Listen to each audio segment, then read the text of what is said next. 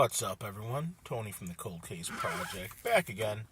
And today, what I want to run with you over is all content shared in these videos is readily available in any Google search.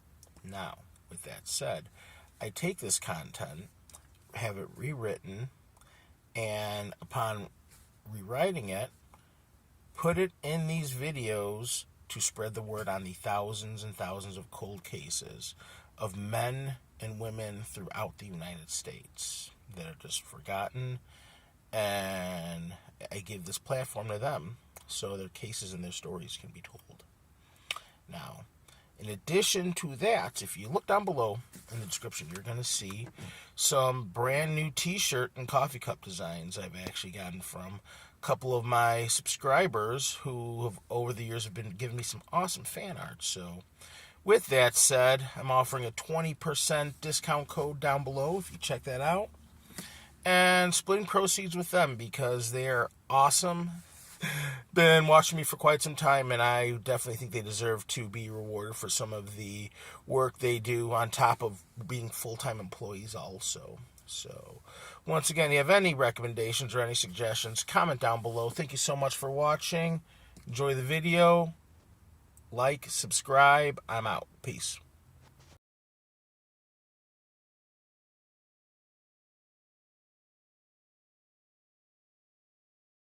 In October of 1983, the small community of Norman, Oklahoma, was rocked by the mysterious disappearance of two teenage sisters, Joyce Irene Cogburn and Josephine Ye Cogburn. Their story, still unsolved, continues to haunt their family, friends, and the entire town, a tragic case that raises more questions than answers. This is the heart-wrenching case of Joyce and Josephine, who vanished without a trace, and the continuing search for answers that has lasted over 4 decades. Joyce, just 15 years old, and Josephine, 16, were staying with a family friend in an apartment in Norman. This family friend, who had been known to their mother for years, had been granted temporary custody of the girls due to disciplinary issues they had been facing at home. The Cogburn sisters' lives had been marked by tragedy long before their disappearance. Their father died in a car accident in 1968, when Joyce was still in her mother's womb and Josephine was just an infant. After their father's death, the girls were placed in the care of their paternal grandparents, while their older sister, Rosetta, went to live with their maternal grandmother. The girls were reunited with their mother in 1975 when she remarried. Unfortunately, this new chapter brought more turmoil for the sisters. Allegations of abuse against their new stepfather surfaced, and he was eventually removed from the home, leaving the family once again fractured.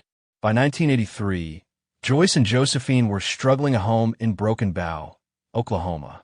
Their mother, overwhelmed by the challenges of single motherhood while attending nursing school and working, made the difficult decision to send them to Norman to live with a family friend, someone she had known for 13 years. This decision, seemingly made out of desperation, would ultimately lead to a nightmare for the Cogburn family. On October 2, 1983, Joyce and Josephine were reportedly heading to the local library. Their family friend, who had temporarily taken them in, said he was out for the day. When he returned, the girls were gone. All of their personal belongings were left behind, which made no sense. If they had run away, why would they leave everything behind? At first, authorities assumed the girls had run away, but as time passed and there was no sign of them, their disappearance began to look more suspicious. Eventually, investigators suspected foul play, though nothing concrete has ever emerged to explain what happened to the sisters. The family friend was questioned multiple times by police, but has never been formally charged in connection with their disappearance. Despite being considered a person of interest, he has always denied any involvement. What raised further concerns were statements made by Josephine shortly before the disappearance. In mid-September 1983, just weeks before they vanished, Josephine confided in their older sister Rosetta. She revealed that Joyce had recently ended a relationship with their guardian and had started seeing someone else. According to Rosetta, this could have been a catalyst for the tragic events that followed. Could jealousy have driven their guardian to harm them? Rosetta's theory is one that many people, including their mother, find plausible. The guardian's behavior after the disappearance raised red flags. He never returned the girls' belongings to the family, including their clothes and cherished photo albums, even when asked to do so. This was an unsettling sign that perhaps he knew more about their disappearance than he was letting on. Additionally, he ceased all communication with the Cogburn family following the girls' vanishing, another strange and suspicious development. The weeks and months following their disappearance were marked by a quiet, almost eerie sense of neglect.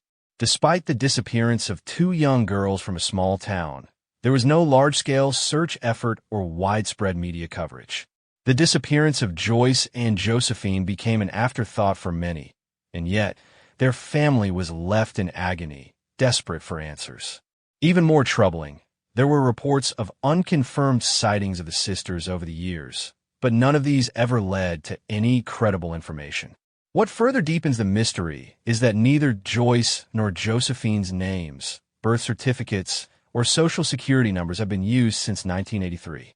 This fact only solidifies the belief that something sinister occurred and that the girls may no longer be alive. While many, including Rosetta, suspect their guardian was responsible, there has never been enough evidence to make a definitive accusation. The case of Joyce and Josephine remains unsolved. Their family still holds out hope, but as time passes, the likelihood of finding them diminishes. Their case stands as a stark reminder of the many missing persons cases that never receive the attention they deserve, leaving families in endless torment.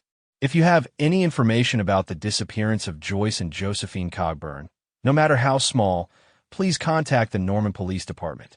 Even the smallest detail could be the key to bringing their family some peace and justice after all these years. As we reflect on the life of Joyce and Josephine, it's impossible not to wonder how two young girls, full of promise and potential, could simply vanish without a trace. The system failed them. Their family was torn apart by tragedy, and yet no one has ever been held accountable for what happened to them. Their story is a chilling example of how the most vulnerable among us can disappear into the void, and the fight for justice becomes a battle against silence. To learn more about missing persons, and to support those who work tirelessly to bring the missing home, I encourage you to visit websites like the Charlie Project, a valuable resource that keeps the stories of the lost alive. These organizations need our support to keep these cases in the public eye, and together, we can give a voice to those who have been silenced by time, by tragedy, or by the indifference of the world. This is the story of Joyce and Josephine Cogburn, two sisters whose lives were tragically cut short, whose family was left searching for answers, and whose case remains unsolved. Their names should never be forgotten, and their story should be remembered until justice is served. It's cases like these that remind us why we must continue to ask the difficult questions, even when the answers remain elusive. In a world full of noise, the voices of the missing should never fade into silence. Let us never forget Joyce and Josephine, two young lives lost to time, their names etched in the collective memory of those who still hold hope for the day when their story is finally told. If you know something, anything, don't stay silent. The truth is out there, waiting to be uncovered. May Joyce and Josephine rest in peace, wherever they may be, and may their family one day find the answers they so desperately seek.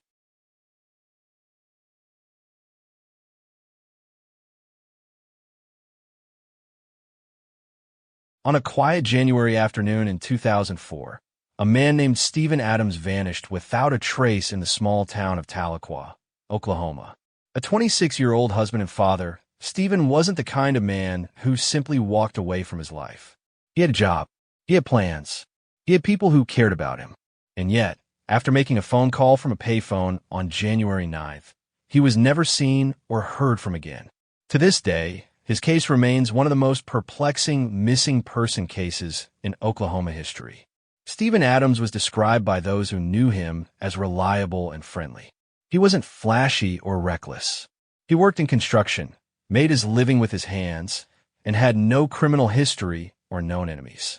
He was newly married and, by all accounts, was looking forward to the future.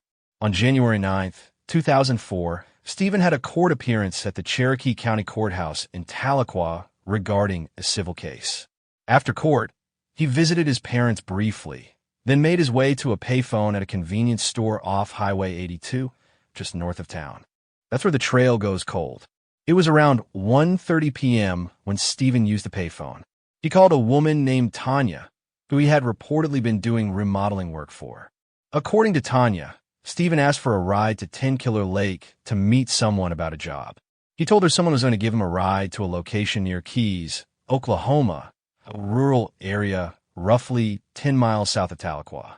Tanya told investigators she declined to give him a ride. Stephen then said someone else was going to pick him up. What's eerie is this. No one knows for certain who that someone else was or if they even existed. After the call, a witness claimed to have seen Stephen getting into a white truck at the convenience store. Another said it may have been a late 1990s Ford pickup. Yet, no one has ever positively identified the driver. Police issued public requests for information on the truck, but it never turned up, and neither did Stephen. That vehicle remains a central enigma in the case. If Stephen got into that truck willingly, who was driving it? If he didn't, was he coerced or threatened? No physical evidence was left behind. His body has never been found. His phone records went dark. His bank accounts remained untouched. He was simply gone. Authorities opened an investigation quickly after Stephen's family reported him missing. But there were few clues to go on. The fact that he used a payphone, in the era when cell phones were becoming more common, complicated matters. There was no GPS, no digital footprint, and, despite it being broad daylight, no surveillance footage from the convenience store survived or was found. Search efforts focused on the rural woodlands near 10 Killer Lake, where Stephen had allegedly said he was heading. The lake and surrounding terrain are rugged and dense, a mix of forest and rock, with plenty of places where a vehicle, or even a body, could be hidden. Yet multiple searches turned up nothing. No signs of struggle, no abandoned vehicles, no clothing or personal items. And with each passing day, the sense of urgency gave way to silence. Tanya, the woman Stephen called before his disappearance, was cooperative but quickly became a person of interest due to the unusual nature of their communication. Investigators believed Stephen may have had some kind of personal relationship with her, though it was never clearly defined. She denied knowing anything beyond that brief phone call. Tanya was also known to have dated Stephen's brother at one point, a connection that fueled family tensions and suspicions. Some family members believed that Tanya wasn't telling the full truth. Others suspected Stephen had fallen into some kind of trouble, maybe related to the people he was working for or with. Still, no formal charges were filed, and the case began to stall. In the months and years that followed, rumors circulated across Tahlequah and the surrounding Cherokee County. Some believed Stephen had been murdered over a job or debt. Others thought he had stumbled into something illegal, possibly unknowingly, maybe witnessing something he shouldn't have. Another theory posited that he was the victim of a case of mistaken identity, targeted by someone who believed he was someone else. There were whispers of drug activity in the area, and questions arose about whether Stephen may have been caught in the crosshairs of someone else's feud. But none of these rumors could be substantiated. The case remains, to this day, without a prime suspect or even a confirmed crime scene. Stephen's family never gave up. His mother, in particular, became a tireless advocate, reaching out to media, law enforcement, and missing persons networks across the country. She pushed for new searches, hired private investigators, and begged for leads, any lead that might bring closure. But year after year, Stephen's case has lingered in the background, another unsolved mystery in a rural American town where secrets are hard to uncover and people don't always talk. It has been over 20 years since Stephen Adams vanished. In that time, little new information has emerged. Cold case units have occasionally revisited the file, and his case remains open with the Oklahoma State Bureau of Investigation. But without a body, a suspect, or even a definitive crime, there's been little progress. One lingering question remains. Why would a man who had no reason to run, who had a wife, a family, and a future, just vanish in a thin air? Stephen Adams didn't leave behind a note. He didn't pack a bag. There's no evidence he staged his own disappearance. Every sign points to foul play, but by whom and for what reason remains one of Oklahoma's most enduring mysteries. If you have any information, even the smallest detail, you are urged to contact the OSBI or the Cherokee County Sheriff's Office. Stephen's family deserves closure, and the community deserves answers.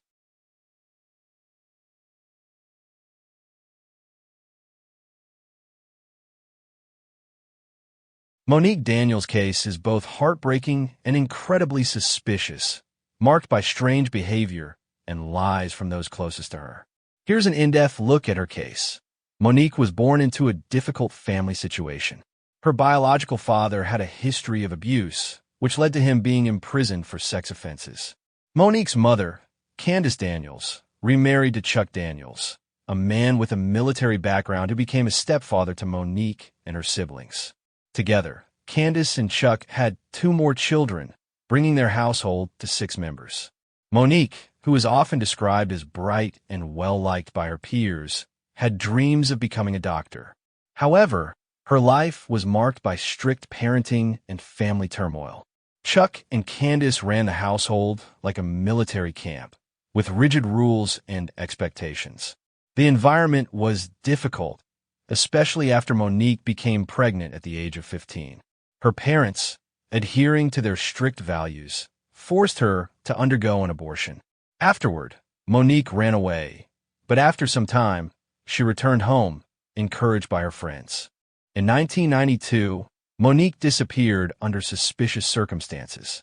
On June 2, 1992, she was seen by a neighbor loading clothes into a blue Chevrolet pickup truck driven by an unidentified Caucasian male. That was the last time anyone saw her. Her mother and 2 siblings, Angelique and Brian, were away on a church choir trip at the time. Upon returning, Chuck Daniels simply told them, "She's gone again." The house was in disarray, which was uncharacteristic for a family that usually maintained strict order. There were beer cans and cigarette butts scattered around the house, and an empty pregnancy test box was found on the bathroom counter. Despite this, Chuck and Candace never filed a missing persons report, claiming they believed Mon'nique had run away again. This was not the first time Mon'nique had run away after the abortion. She had returned after her friends persuaded her to, but this time, her parents seemed to have abandoned any effort to search for her. Months passed without any significant efforts to locate Mon'nique. Then, in early 1993, Mon'nique's maternal aunt, Leslie, became concerned and contacted the police, only to learn that no missing persons report had been filed. Leslie pressed Candace for information, and 2 days later, Candace claimed Mon'nique had called home and spoke to her younger sister, Angelique, assuring them that she was safe. A week later, a letter supposedly from Mon'nique arrived, postmarked from Dallas, Texas. In the letter, Mon'nique said she had married and had a daughter, Chelsea. She also mentioned living in Alaska with her husband, but traveling often for his job. A second letter arrived in September 1993 with similar content. However, Leslie, suspicious of the timing and tone of the letters, pushed for handwriting analysis, suspecting that the letters may not have been from Mon'nique. Just days before the letters were to be analyzed, the Daniels home was broken into. The burglars stole several items, including the letters. This was a crucial turn in the investigation, and it only deepened the suspicions surrounding Mon'nique's disappearance. The truth began to unravel when Angelique, Mon'nique's younger sister, came forward. She admitted that she had written the letters herself, under the coercion of her stepfather, Chuck. Angelique revealed that Chuck had driven her to Texas to mail the letters, which were a fabrication meant to placate their mother, who was devastated by Mon'nique's disappearance. Angelique explained that Chuck had convinced her that the letters would provide her mother with the peace she needed, as Candace had reportedly become suicidal. Angelique also disclosed that the phone call, which had supposedly come from Mon'nique, was a fabrication. The entire effort was part of Chuck's plan to cover up what had happened to Mon'nique. She felt guilty but had been too afraid to speak out sooner, fearing punishment from Chuck. The police later confirmed the authenticity of Angelique's account, further solidifying the suspicion that Chuck was directly involved in Mon'nique's disappearance. Despite the mounting evidence and Angelique's allegations, both Chuck and Candace denied any wrongdoing. They claimed Angelique was mentally unstable and unreliable. In interviews with the media, Chuck dismissed the allegations as unfounded, and the family continued to distance themselves from Mon'nique's memory. They even took down pictures of Mon'nique from their home and replaced them with new family portraits, erasing her presence from the family's life. However, when Angelique left home in January 1994, escaping to Michigan to live with an aunt, she filed criminal complaints against her parents, accusing them of physical and mental abuse. Candace and Chuck later pleaded no contest to the charges. Afterward, Angelique made a more detailed statement to the police about the circumstances surrounding Mon'nique's disappearance. She told investigators that Chuck had made her write the letters and that he had insisted she help cover up the truth. Chuck, when questioned by the police, admitted that the allegations were true. However, he refused to take a polygraph test, and neither he nor Candace ever took full responsibility for Mon'nique's disappearance. Despite the strong evidence pointing to foul play and the suspicions surrounding Chuck and Candace, Mon'nique's case remains unsolved. The Moore Police Department and the Oklahoma State Bureau of Investigation both conducted investigations into the case. In one of the most poignant moves, authorities even excavated the yard of the Daniels' former home in search of Mon'nique's remains, but nothing conclusive was found. The case has been left open, but the lack of new leads has made it difficult to make progress. Mon'nique's family continues to maintain that she ran away, though the majority of evidence points to her having been the victim of foul play. Chuck and Candace have since moved to Florida, and they have refused to make any further statements about their daughter's disappearance. Mon'nique Daniels was a 15-year-old girl at the time of her disappearance. She was described as a Caucasian female with blonde hair and blue eyes. She had distinctive physical features, including a half-moon-shaped scar on the outside of her left ankle, a 3-inch scar on her right shin, a mole on the upper left side of her lip, and a chipped upper left incisor tooth. Her nickname was Nikki. Mon'nique Daniels' disappearance is a tragic and mysterious case, marked by a combination of lies, cover-ups, and suspicions surrounding her family. Despite the evidence pointing to foul play, particularly involving her stepfather, Chuck Daniels, the case remains unsolved. Mon'nique's family, particularly her sister Angelique, continues to push for justice and answers, but the case remains open, with little progress made since her disappearance in 1992. The investigation continues to this day, as authorities and the public await answers regarding the fate of Mon'nique Daniels. If you have any information regarding Mon'nique's disappearance, please contact the Moore Police Department at 405-793-5151 or the Oklahoma State Bureau of Investigation at 405-848-6724.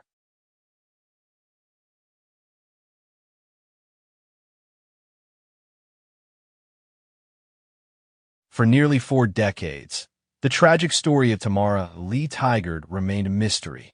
Known only as the Lime Lady for much of that time, she was a young woman whose brutal murder and bizarre attempt to conceal her identity baffled investigators in Oklahoma. Discovered in 1980, her case remained one of the state's oldest and most enigmatic unsolved mysteries. It wasn't until a breakthrough in forensic genealogy that her real identity was finally revealed, allowing her to be remembered with the name Tamara Lee Tiger. Her story is one of heartbreak, confusion, and ultimately the search for justice. On April 18, 1980, 2 fishermen ventured along the North Canadian River near Jones, Oklahoma, an area known for its relative seclusion. As they cast their lines into the water, they noticed something strange, something that would haunt them for the rest of their lives. A body discarded carelessly on the riverbank. The scene that unfolded before their eyes was not only shocking but grotesque. The body of a woman, nude and lifeless, was found covered from head to toe in lime. The substance, commonly used to speed up decomposition, had been applied with the intent to conceal her identity and erase any trace of evidence. However, in a bizarre twist of fate, the lime had an opposite effect. It didn't dissolve the body, but rather mummified it, preserving her features and skin in an eerie state. Investigators were immediately called to the scene, and what they discovered raised even more questions. Despite the killer's attempt to cover their tracks, the woman's identity and life would not remain hidden forever. The victim was estimated to be between 18 and 25 years old, standing between 5 feet 6 inches and 5 feet 7 inches tall and weighing around 115 to 120 pounds. Her appearance suggested that she was a young woman with reddish-brown shoulder-length hair and distinct freckles on her face and upper torso. A closer inspection of her body revealed a few significant and unique features that would eventually help identify her. A tattoo of a professional heart was inked above her left breast. She had an appendectomy scar on her lower abdomen. Her teeth showed signs of extensive dental work, though they were slightly crooked. While these features offered some clues, the most pressing mystery was her identity. The woman was no one anyone seemed to know, and there were no immediate leads or reports of missing women in the area that matched her description. A subsequent autopsy revealed shocking details about the violent nature of her death. Tamara had been shot 3 times in the chest with a .45 caliber handgun. One of the bullets had been fired at point-blank range, a brutal and intimate way to end a life. Interestingly, investigators also discovered a dime embedded in one of the gunshot wounds. The coin had been inside her pocket when she was shot, and the bullet struck it, leaving the coin in place as evidence of the proximity of the gunfire. The circumstances surrounding her death suggested she was not a random victim of a drive-by shooting or accident. There were no signs of a struggle at the scene, which led investigators to believe she may have been lured to the location under false pretenses or that she knew her attacker. The fact that the body was dumped in a remote area pointed to someone who wanted to ensure their victim would remain hidden. Despite the grisly crime scene, the investigation into her death was initially unsuccessful. Detectives could not determine the identity of the victim, nor could they find any significant leads to follow. The case of the Lime Lady became a puzzle that seemed impossible to solve. Early on, detectives considered several possible theories about the identity and background of the victim. Some speculated that she could have been a runaway or foster child whose absence went unreported. Others thought she might have been a sex worker or exotic dancer, although no concrete evidence supported this claim. One of the more prominent theories was that she might have been the victim of outlaw biker gangs that were active in the area at the time. It was common for these groups to engage in violent acts and carry .45 caliber weapons, which fit the weapon used to kill Tamara. However, this theory never materialized into a solid lead. As the months turned into years, and then decades, the case began to grow cold. Despite sketches released to the media and appeals for information, no one came forward to identify the victim, and the investigation ultimately stalled. For 39 years, Tamara's true identity remained a mystery, and she was buried in an unmarked grave, her death unresolved. However, in the early 2010s, forensic techniques began to evolve in ways that could offer new hope for solving cold cases. In 2014, Tamara's DNA was submitted to the University of North Texas, but it failed to produce any significant matches. Then, in 2018, a significant shift in the investigation occurred. The Oklahoma County Sheriff's Office teamed up with the Doe Project, a nonprofit organization that specialized in using genetic genealogy to solve cold cases. This partnership would prove to be the turning point. By uploading Tamara's DNA to GEDmatch, a public DNA database, investigators were able to make a surprising discovery. A close familial match was found. This breakthrough led them to a previously unknown lead.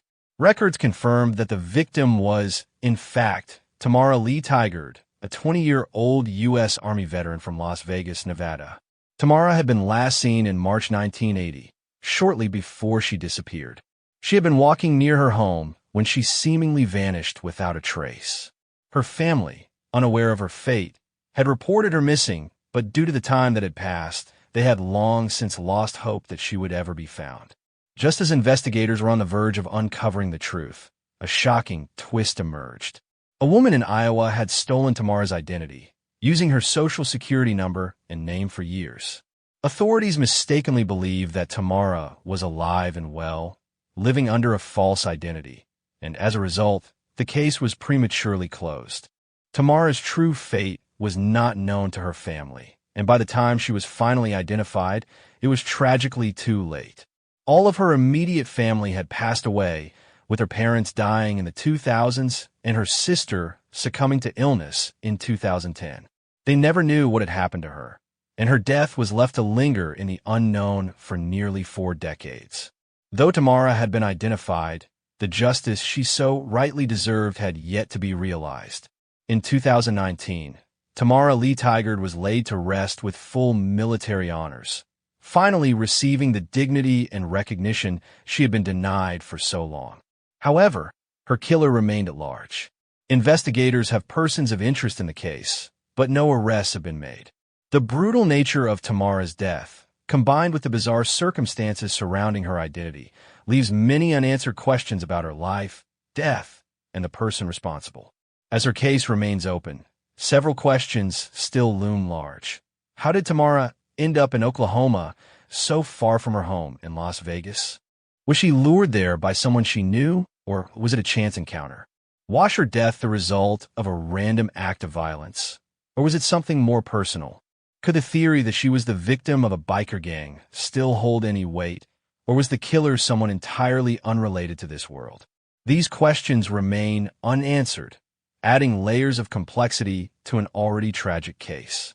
Tamara's case serves as a haunting reminder of the many lives lost before their time, and the deep pain of misidentification and bureaucratic errors that can delay justice for years or even decades. Thanks to advancements in DNA technology and genetic genealogy, Tamara is no longer the nameless Lime Lady. However, the story is far from over. Her killer remains unidentified, and the community continues to seek answers. If you have any information about this case, please contact the Oklahoma County Sheriff's Office.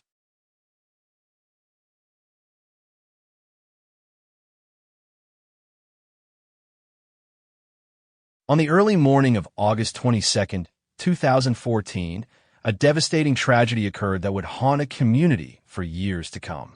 Brittany Phillips, a 29-year-old mother of 2, was found dead in a remote area near an abandoned farmhouse in St. Louis, Missouri. Her death has remained a source of mystery, with countless theories, questions, and dead ends in the investigation. To this day, the exact circumstances surrounding her death are unknown, leaving her family and the community searching for answers. Brittany Phillips was born on December 6, 1984, in St. Louis, Missouri, where she spent the majority of her life. By all accounts, she was a vibrant and caring young woman, a mother, daughter, and friend. Brittany had 2 children, both of whom she adored, and she was known to be a dedicated and loving parent. She worked various jobs over the years, including in retail and as a waitress, always striving to provide for her family. Friends and family described Brittany as outgoing, fun-loving, and easy to talk to. She had a warm smile that could light up a room and was quick to lend a hand to anyone in need.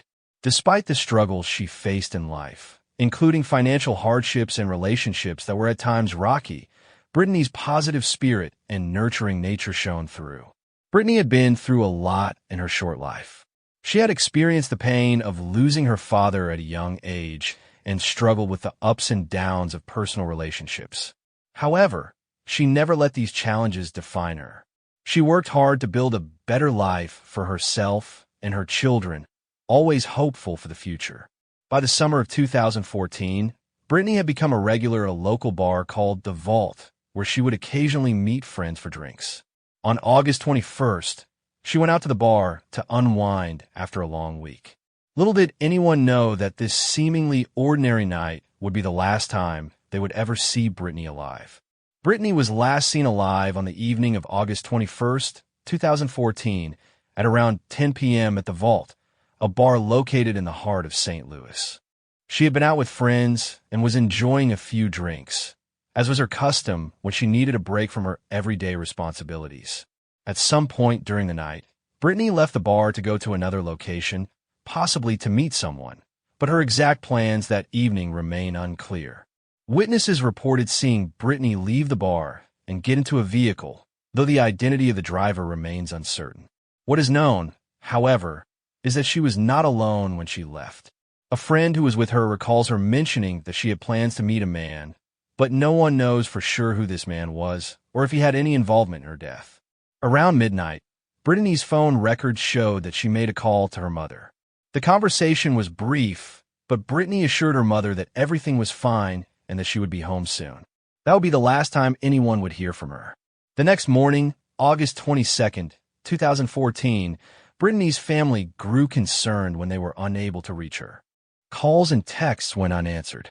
Her mother, in particular, grew frantic, fearing that something was terribly wrong. By early afternoon, Brittany was officially reported as missing. The search for Brittany began immediately. Friends, family, and local law enforcement scoured the area, hoping to find any clue as to where she had gone or what had happened to her. As the hours passed, a sense of dread began to set in.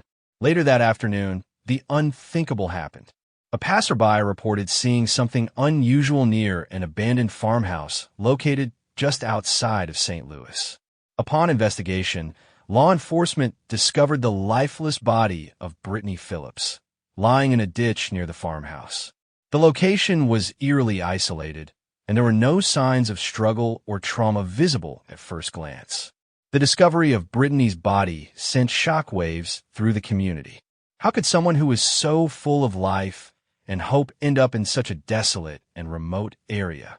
The authorities immediately began to treat the scene as a crime scene, and an autopsy was ordered to determine the cause of death.